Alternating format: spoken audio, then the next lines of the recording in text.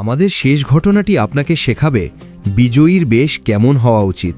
ইতিহাসে অনেক রাজা বাদশাহ জেরুজালেম জয় করেছেন, কেউ ঘোড়ায় চড়ে, কেউ বা হাতির পিঠে চড়ে জাঁকজমকপূর্ণভাবে শহরে ঢুকেছেন। কিন্তু ওমর রাজিয়াল্লাহ তাআলাহু যখন মুসলিম বাহিনী জেরুজালেম বা বাইতুল মুকাদ্দাস জয় করল, খ্রিস্টান ধর্মযাজকরা শর্ত দিল তারা কেবল খলিফা ওমরের হাতেই শহরের চাবি তুলে দেবে।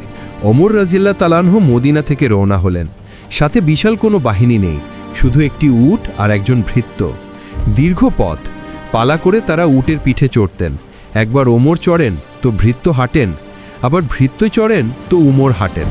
জেরুজালেমের কাছাকাছি যখন পৌঁছালেন, তখন উটের পিঠে চড়ার পালা ছিল ভৃত্যের। ভৃত্য লজ্জিত হয়ে বললেন, হুজুর, সামনেই জেরুজালেম, শহরের বড় বড় নেতারা আপনাকে স্বাগত জানাতে দাঁড়িয়ে আছে। এই অবস্থায় আপনি যদি উটের রশি ধরে হাঁটেন আর আমি পিঠে বসে থাকি, তবে তারা কি ভাববে? দয়া করে আপনি উঠুন। ওমর রাজিয়াল্লাহ তাআলাহু মৃদু হাসলেন, বললেন, না, ইনসাফ মানে ইনসাফ। এখন তোমার পালা, তুমি উপরে থাকবে। শহরের তোরণে এক অদ্ভুত দৃশ্য দেখা গেল। জীর্ণ জামা পরা এক ব্যক্তি উটের রশি ধরে হেঁটে আসছেন, কাদা লেগে আছে তার পায়ে, আর উটের পিঠে বসে আছে এক ভৃত্য। রোমান সেনাপতিরা এবং শহরের গণ্যমান্য ব্যক্তিরা অবাক হয়ে তাকিয়ে রইল। তাদের বিশ্বাসই হচ্ছিল না ইনি সেই ওমর, যার ভয়ে রোম পারস্য কাঁপে।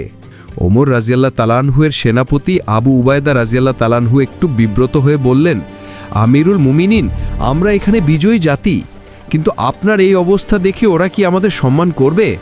তখন ওমর রাজিয়াল্লাহ তাআলাহু তার বুকে হাত দিয়ে সে কালোর জয়ী কথাটি বলেছিলেন, হে আবু উবায়দা, আমরা ছিলাম পৃথিবীর সবচেয়ে নিকৃষ্ট জাতি। আল্লাহ আমাদের সম্মান দিয়েছেন ইসলামের মাধ্যমে। এখন যদি আমরা ইসলাম ছাড়া অন্য কোনো উপায়ে সম্মান খুঁজি, তবে আল্লাহ আবার আমাদের লাঞ্ছিত করবেন। এই ছিলেন ওমর ফারুক রাজিয়াল্লাহ তাআলাহু, যার শাসন আমলে বাঘ আর বকরি এক ঘাটে পানি খেত। তিনি বলতেন, ফোরাত নদীর তীরে যদি একটি কুকুরও না খেয়ে মারা যায়, তবে কিয়ামতের দিন ওমরকে সেটার জবাবদিহি করতে হবে। আজকের পৃথিবীতে আমরা বড় বড় অট্টালিকা দেখি, উন্নত প্রযুক্তি দেখি, কিন্তু ওমরের মতো ইনসাফ কি কোথাও দেখি? ওমরের সেই শাসন ব্যবস্থা আজ আমাদের জন্য এক রূপকথার মতো মনে হয়, কিন্তু এটা রূপকথা নয়, এটা ছিল এক সোনালী বাস্তব।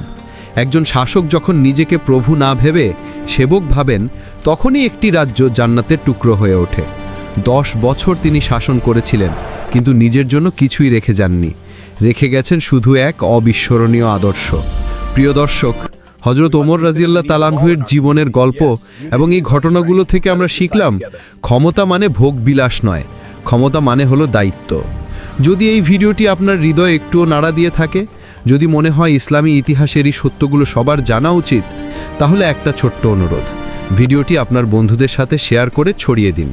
আর এমন সব লোমহর্ষক এবং শিক্ষণীয় ইতিহাসের সাক্ষী হতে চাইলে আমাদের পরিবারের সদস্য হয়ে যান।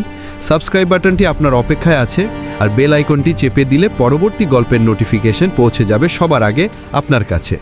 দেখা হবে আগামী পর্বে নতুন কোনো ইতিহাসের পাতায়। ততক্ষণ ভালো থাকুন, ইনসাফের পথে থাকুন। আল্লাহ হাফেজ।